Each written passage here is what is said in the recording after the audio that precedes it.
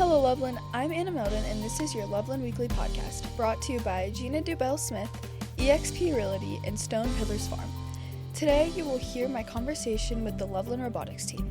We met a few weeks ago at the high school and discussed what the team is all about and all that being on the robotics team offers you. I learned a lot talking with the team and I think you will too. I hope you enjoy our conversation.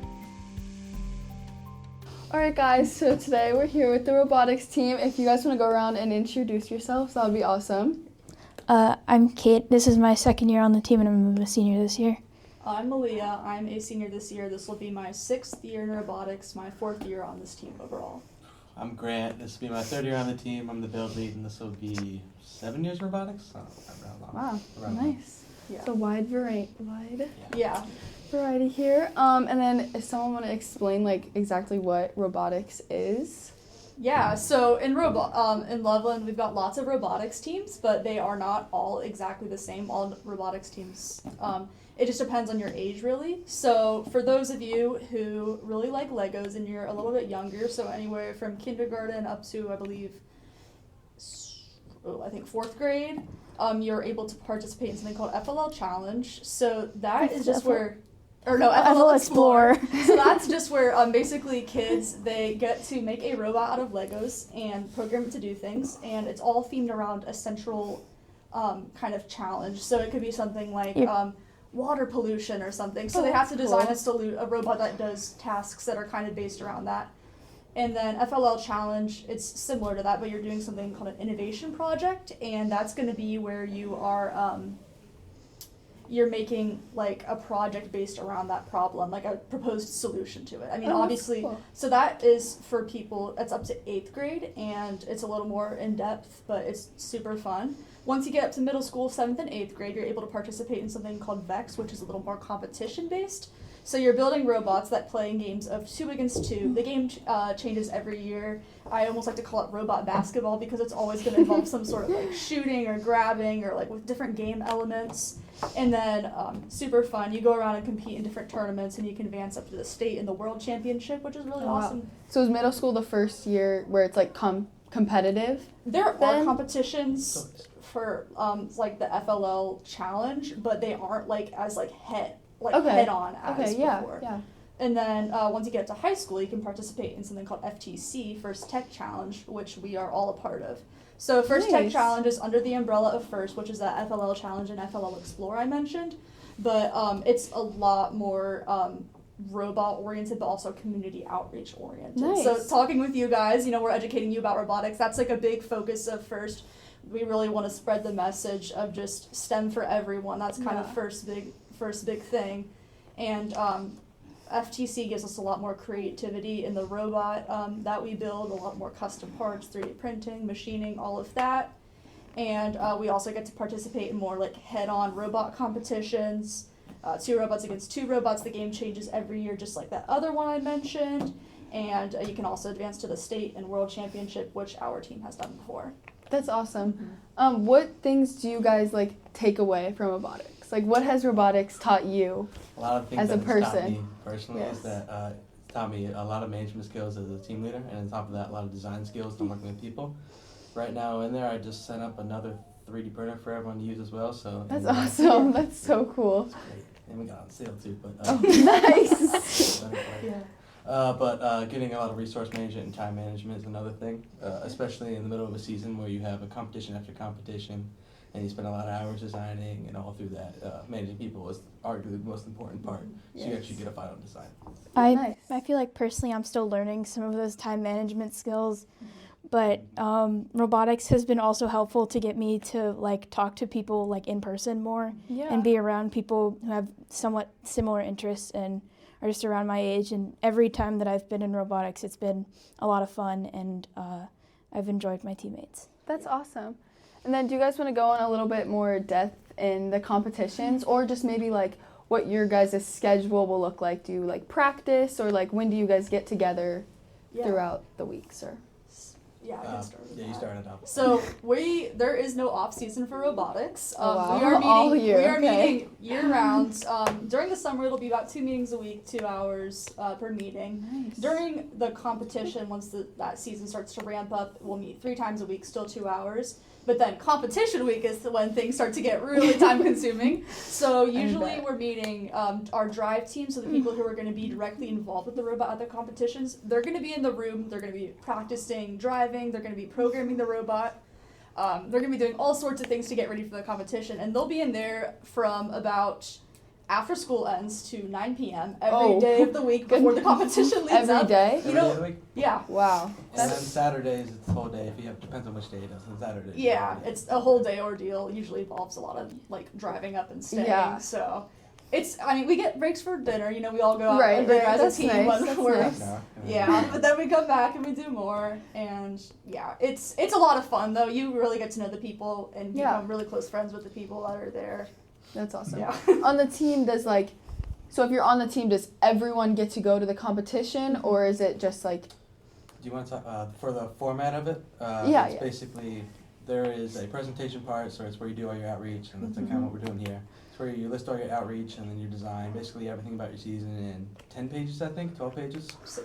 16 pages. Yes, you have to condense everything you've done in 16 pages, which is very difficult. Yeah. And then you get a 2.5 or 5 minute presentation on it. Yes. Where exactly does that go? Like, Often at high schools. We don't host one here, but other schools do it as well. Walnut Hills hosted one last year. Yeah, Okay. they actually stopped doing it this year, but they usually host one, but they don't, unfortunately, which is really close.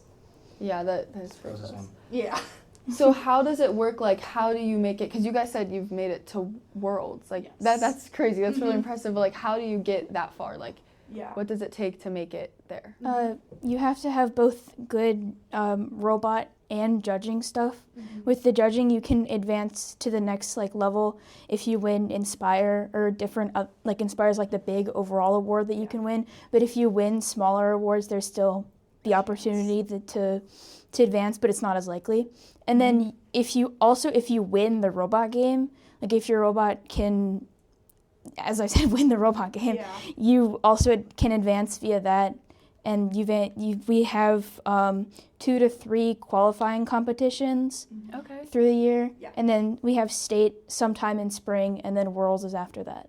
Yeah. Wow. So each one's a ranking. You start at the qualifier, Yeah. and then from So there you go just to build state. up. Yeah. Okay. Qualifiers is just like a tournament style. You do a round of qualification matches, and there's like a ranking, and then the top teams from those qualification rounds get to choose an alliance partner to be with for those playoff matches, and then it's just like playoff, quarterfinals, semifinals, finals, and then who wins. So that's how you determine a winner. That's awesome. Mm-hmm. It's really cool. Yeah. So if others are interested in robotics, how do you get involved? Yes. So every spring we will be having robotics signups. So I guess if you're a kid listening, ask your parents, and if you're a parent listening, you can check the Loveland Robotics website or Facebook page or Instagram to kind of just monitor and see when that will come out. So we have over 20 robotics teams in Loveland. Wow! I didn't realize I it's know. that big. A lot of That's people a don't lot. realize how many people are involved, but Yes, it's super that's awesome. amazing. Because we've really got a spot for everyone. Yeah. For VEX and FTC, so the middle school and high school level things, you will have to do a tryout, but it's just kind of to get a sense of if you're on the team, where would we want to put you? Would you want to be doing build, programming? Would you want to be doing some more business outreach sort of stuff? Nobody really gets turned away. We try to get as many people as we can involved because it's a super awesome opportunity. Yes. So yeah, that's basically how you sign great. up. Yeah. How do you determine who's in what category? Like you said, you're build manager or something like that. Like how is it kind of just based off of interest or?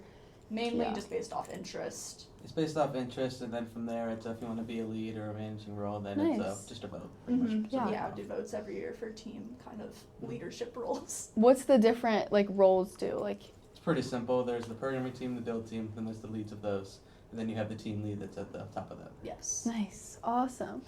What do you guys like best about robotics? You want to go first? Yeah. Honestly, my favorite part about robotics is kind of the social aspect of it, but then also say I helped make this and I'm proud of it. Yeah. And it's that I like that. You can point to tangible achievements. Yeah. Your accomplishments. Mhm. Yeah, that's Yeah. awesome. I really like the aspect of meeting new people with such diverse backgrounds, but you're all united by like one interest and one love. You just meet so many different people. I mean, obviously we compete in Ohio, but we actually had the chance to attend a tournament this summer in Kentucky where teams from all over the world were. That's awesome. Yeah, so we competed in a match with a team from Romania who barely spoke any English, but somehow we were able to get a event high score with them. It didn't last forever, but we got a really high score. That's so cool. It's so cool. You're just united by that love of like robotics, and that just kind of helps propel you to the top. You just got to be so many different teams from different areas. It's just super cool. And then with mine, it's definitely the resources I get here. So like I said, I set up a new 3D printer. I get a whole bunch of other resources I can manage as well. And from there, I'm able to not only develop my skills, but get some tools that help out with that, especially in robotics. Getting tools can be a necessity as well. And this is just an outlet for that. That's awesome. Is there anything else you guys wanted to add or talk about? What kind of things you guys have made or anything? Yeah. You want to go over our game real quick? I can go over our game this year. So our game this year is called Decode. And it's kind of hard to imagine, but I'll do my best to kind of describe it. So we get a field, and it's basically just a bunch of foam tiles in a square. And on either side of the field, like the left or right side, there's this big ramp-looking thing. It's really tall. And basically the whole objective of the game is our kind of thing that we use to score is just balls. So our robot has to, in some way, intake these balls, shoot them onto this ramp, and kind of have them stack up. The ramp has like a little stop at the end, so you can have the balls stack up. But the balls are two different colors, so you can you can score points based off the order that the balls enter. So there's like each game there'll be like a specific order, like it'll be purple, green, green, and you'll want to try to score these patterns they call of like purple, green, green, and that'll get you more points. So cool. So it's actually quite simple compared to games we've had in the past, but this one's a lot more strategy based. So nice. And then my favorite part is the ending of the match. In the last 20 seconds, there's an 18 by 18 square, which is the limits of your robot. And if you get two robots stacked in that square, you get 30 or a good amount of points. Yeah. So if you can imagine a tiny robot inside this square, then a big robot that's somehow managed to like literally just lift itself up, like, over top the other one. It's pretty cool. Yeah, that's awesome. Anything else?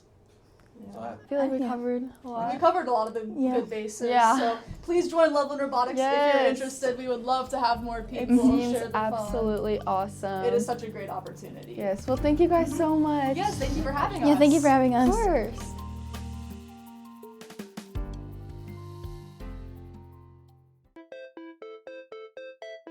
Loveland's own Railway Barbershop is right around the corner from Paxton's and open Tuesday through Saturday from 10 a.m. to 7 p.m. Now, this isn't your standard barbershop. It's a whole vibe. Great music, local art, a pinball arcade, and even free beer while you wait. At Railway Barbershop, everyone's welcome. It's your hometown shop. Comfortable, creative, and fun. And yes, all arcade games are free play. Book your next cut and use the code FROGMAN for $5 off at checkout or when booking. Limit 1 per customer. Railway Barbershop. Make it your first choice for a quality cut at a place that's fun, unique, and special.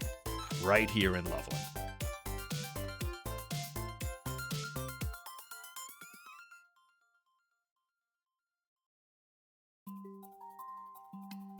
Here we're going to be looking ahead in Loveland, which is Couples Date Night Wheel Event. Couples Date Night Wheel Event is Saturday, December 19th at 6 p.m.